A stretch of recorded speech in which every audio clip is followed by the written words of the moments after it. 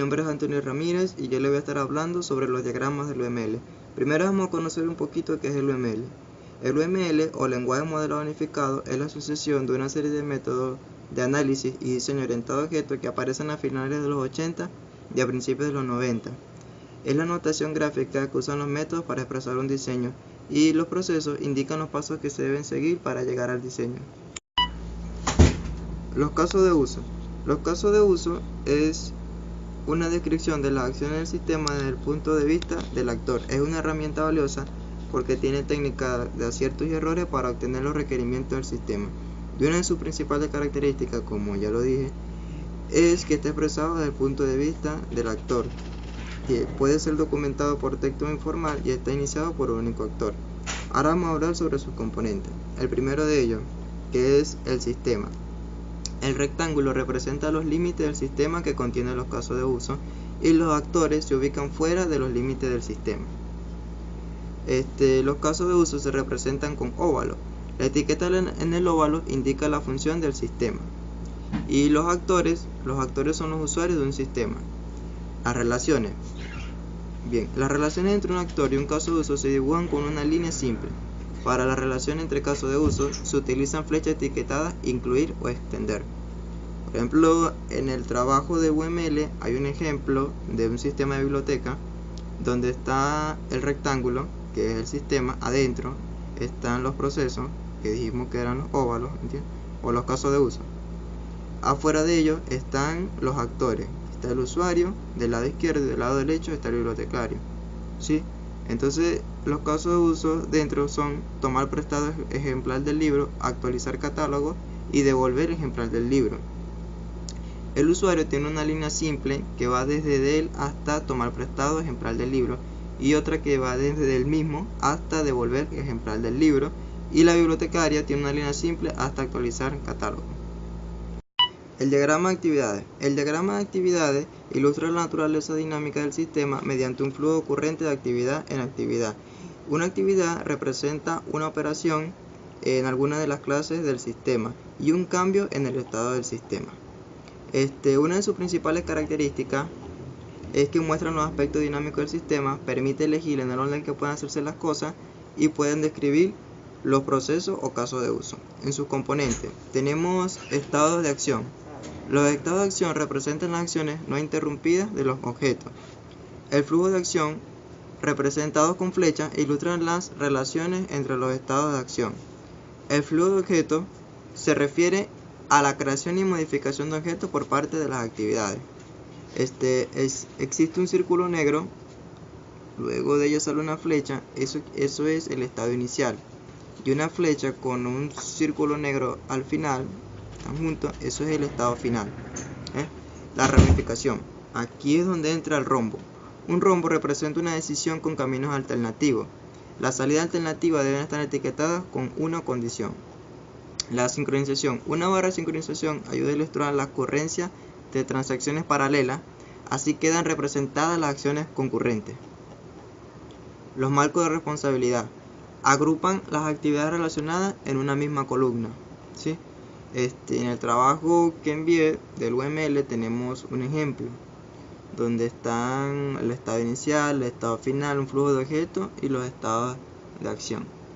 Primero tenemos el estado inicial, ¿verdad?, donde está el rombo, que él muestra dos alternativas y dice que si es menor a 60 sale el flujo de objetos, y dice que si es menor a 60 él imprime reprobado, y si es mayor o igual a 60 él imprime aprobado, y ese sería el estado final.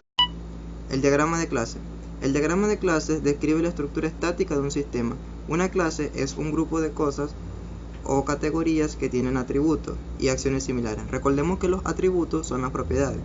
Algunas de sus características es que generan código automáticamente, protegen los datos, proponen solución a algunos errores y sirven de fuente para generar código. Su composición. Está la clase abstracta, asociaciones, multiplicidad, asociación tripartita, composición y agregación, generalización. Ahora vamos a dar un ejemplo. Vamos a explicar el ejemplo que está en el trabajo.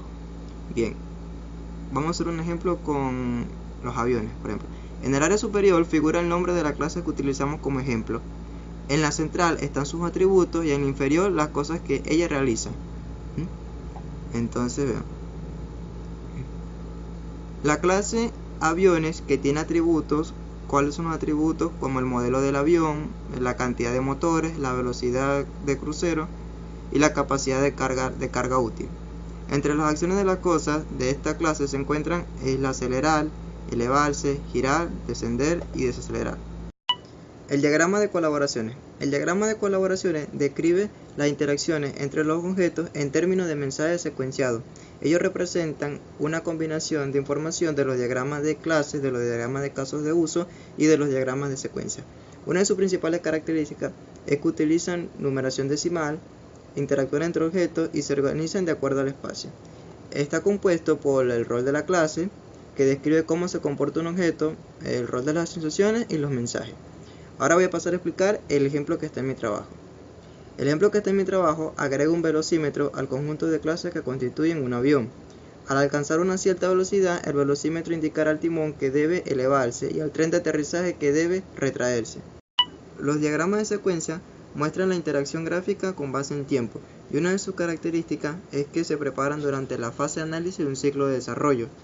Su creación depende de la información previa de los casos de uso, y el comportamiento del sistema es una descripción de lo que hace y cómo no lo hace. Y está compuesto de la siguiente manera. El rol de clase. El rol de clase describe la manera en que un objeto se va a comportar. La activación, que representa el tiempo en que un objeto necesita para completar una tarea. Los mensajes, que son flechas que representan comunicaciones entre objetos. Las líneas de vida, que ellas indican la presencia del objeto durante el tiempo. Y la destrucción de objetos, que ellos pueden ser eliminados tempranamente usando una flecha etiquetada. Los loop es representado como un rectángulo y la condición para abandonar el loop se coloca en la parte inferior entre colchetes. En mi trabajo este es un ejemplo, que ese ejemplo muestra la secuencia de un grupo de mensajes asincrónicos. El diagrama de componentes. El diagrama de componentes describe la organización de los componentes físicos de un sistema. Ella está formada por un componente, que es un bloque de construcción física del sistema, por una interfase que describe un grupo de operaciones usadas o creadas por componentes, y por las dependencias, que las dependencias de los componentes se grafican usando las flechas de puntos. Los diagramas de paquetes. Los diagramas de paquetes son usados para organizar y manipular la complejidad de los modelos largos. Ellos pueden estar relacionados entre sí para mostrar su dependencia, y esta misma también es su principal característica. En mi trabajo de UML está un ejemplo que voy a proceder a explicar. Ahí nos muestra un diagrama de dependencia entre paquetes, generalmente con UModel, a partir del paquete de vista de diseño. UModel añade un hipervínculo al elemento vista de diseño. De este modo, los demás diagramas del proyecto que contengan el elemento vista de diseño también incluyen automáticamente un hipervínculo al diagrama de dependencia entre paquetes. Incluso puede generar el diagrama de dependencia entre paquetes durante el proceso de ingeniería inversa y analizar así la estructura de una explicación ya existente. Los diagramas de estado. La principal característica de los diagramas de estado es que representan autómatas de estado finito y son útiles para los objetos con un comportamiento significativo. Un objeto siempre está en un estado particular. El bombillo está encendido o está apagado, el carro está en movimiento o está detenido, la persona está cantando o está leyendo. Entonces el diagrama de estado lo que hace es capturar esta realidad, y está compuesto de la siguiente manera. El estado, que representa situaciones durante la vida de un objeto y se representa con un rectángulo que tiene sus esquinas redondeadas. La transición, que es una flecha que representa el pasaje entre diferentes estados de un objeto. Tiene estado inicial, tiene estado final, y aquí está un ejemplo de diagrama de estado que vamos a encontrar en el trabajo de ML, que lo voy a proceder a explicar. Tiene el estado inicial, tiene una transición a acelera, sale otra transición a eleva, otra transición a desciende y otra transición que a desacelera, y ahí ya tiene el estado final. Muy bien, esto ha sido todo. Muchas gracias por su atención.